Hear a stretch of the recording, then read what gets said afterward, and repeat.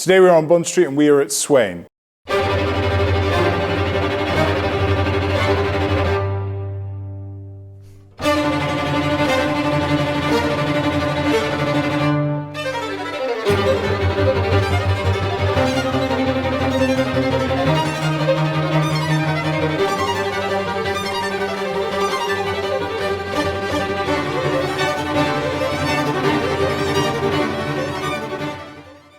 Swaine is an amazing British heritage brand. It was opened in 1750, which was the same year that J.S. Bach died. So just to put things into context, it has great age to it. This shop doesn't necessarily show off its patina, but I promise you it's there. If you went to the last iteration of Swaine, it would have been known as Swaine, Aideney and Brigg, and I'll come on to why in a second. But that was this rather charming little nook in Piccadilly Arcade where you could largely find leather goods and umbrellas. And Swaine as a brand was one of the first luxury conglomerates. What it would do is bring in other brands who would become part of their offering to clients. Over the years it would receive several royal warrants. What it did initially was things like riding crops and whips and saddlery, and so its equestrian heritage is where the whole thing began. But today, I think it's probably best known, certainly for its Brigg umbrellas. Brigg came into the fold in 1943. Brigg as a brand was started in the 19th century, but it came under the Swaine, Aideney and Brigg umbrella. Pun not quite intended, but I rather like it. It really solidified Swaine, Aideney, Brigg and subsequently Swaine as one of the great gentlemen's outfitters, because back then, every man who was working in the city, every army officer, every gentleman would have a Brigg umbrella because that was the key item for walking around London. It was the replacement for the walking cane, which kind of went out of fashion, and it was replaced by the umbrella. In addition to that, it brought in Herbert Johnson. Herbert Johnson was the hatter, and it made the hats for Indiana Jones, for James Bond, and for Peaky Blinders. It came in 1996 under the brand, so it's slightly more recent addition, but no less illustrious in its heritage. The really exciting thing about this particular venue is that whilst it's huge and ornate and beautiful at the top, downstairs is a functioning workshop where artisans are putting together leather goods for clients in a way that perhaps you'd see replicated at the tailoring shops on Savile Row, but very, very rarely you'd see it anywhere else, certainly on Bond Street.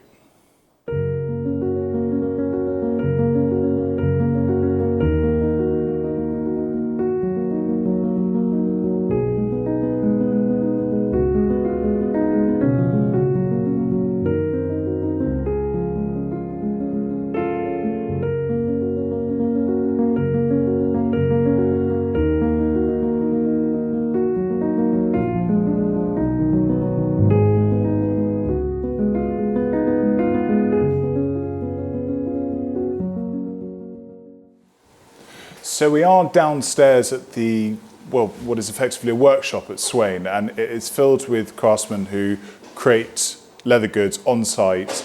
As a brand, of course, they have their made-to-order services, so when they have a range of, whether it's attaché cases, rocket bags, whatever it is, you can create a personalised version of that for you, but then there is also a bespoke service which they say, if you can think it, they'll do it and draw it out of your head and make it manifest. This is something for the Bond fans. This you may recognise as the attaché case from Russia with Love. And if you open it up, it has the famous red interior. It hasn't got the gadgets it quite had from the film, but if you want them, perhaps ask for them. Maybe they'll make it for you. Q Branch has put together a smart-looking piece of luggage for us.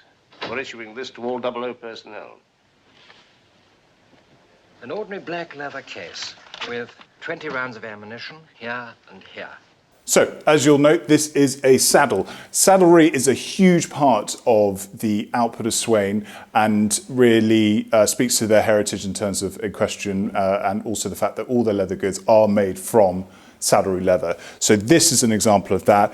It's a beautiful looking piece. It's shiny, it's tough, very hard to work with. Really specialized artisans have to work with it.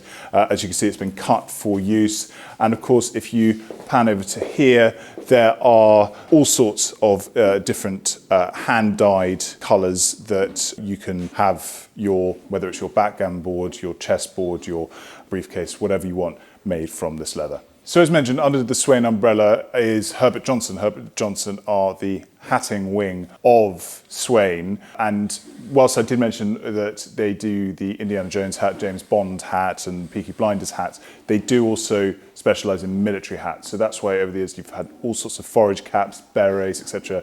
for the British Army and RAF and Royal Navy. These are particularly beautiful examples. It kind of shows the wonderful traditions and colours of the British Army. So, for example, this is instantly recognisable as the King's Royal Hussars. They're also known as the cherry pickers when they initially started because they had these wonderful coloured trousers that match this cap. And so that's why they're known as the cherry pickers. Another regiment I want to point out is this. This is the Light Dragoons cap, and the Light Dragoons are, I guess, a family regiment for me because my father was in them. Well, he was the 13th and 18th Hussars. In 1992, they amalgamated with the 15th and 19th Hussars to create the Light Dragoons, and my brother joined them when he joined the army. Of course, there are also the Guards regiments, so Welsh Guards, Grenadier Guards, Territorial Army because it's the Royal Yeomanry. So there's all sorts of regiments that turn to Herbert Johnson to create their extremely smart uniforms.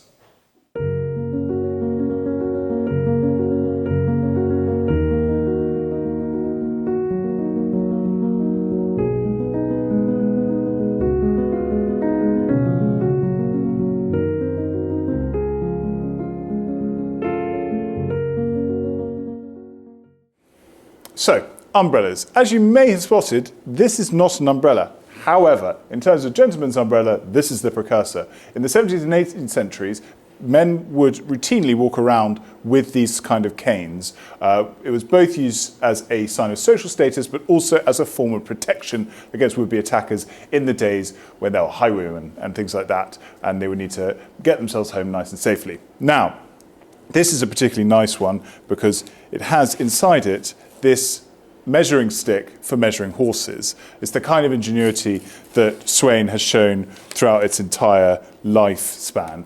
And the cane itself would ultimately become usurped by the umbrella. This is a wangy umbrella, and I pulled it out not only because it's a beautiful item, but also because it was used for the Singing in the Rain video, therefore has some rather nice Hollywood/glamorous incarnations to be referenced to. But particular, this is what would be used as the replacement for the cane. It doesn't look a huge amount different. So the umbrella was really something that all gentlemen would love to have. In the early 19th century, when Wellington was in charge of the army, he actually had to ban his officers from carrying umbrellas into battle. There is even a report from one of his officers saying down to the ranks that sons of gentlemen should not embarrass themselves by bringing umbrellas into battle. What they felt they could do with it, I do not know, but it's rakish nonetheless. The umbrella also had a part to play in World War II.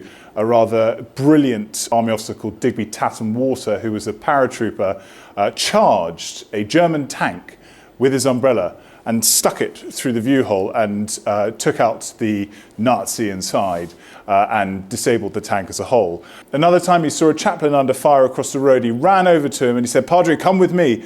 And the chaplain said, but there are bullets flying all over the place. He goes, don't worry about bullets. I've got an umbrella. It's the kind of British pluck that won us the war, frankly. Then there's an item like this. This is the Kingsman umbrella. So brig umbrellas were used to create the umbrellas that were used in the Kingsman movie. And as you can see, it's a rather beautiful descendant of something like the wangy. You know, it remains the umbrella, for me, one of my absolute favorite accessories. When you walk with one, you walk taller.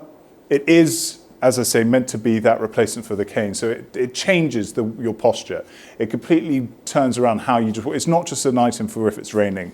It is something that you should have on you at all times. It looks incredibly smart, and I always recommend for anyone who's building their wardrobe to think about an umbrella. Over the years, it would receive several royal warrants. It was opened initially as Swaine ad a. It was opened initially. Sorry, it's quite a fucking good line. That. That's a good line. It's a fucking good line.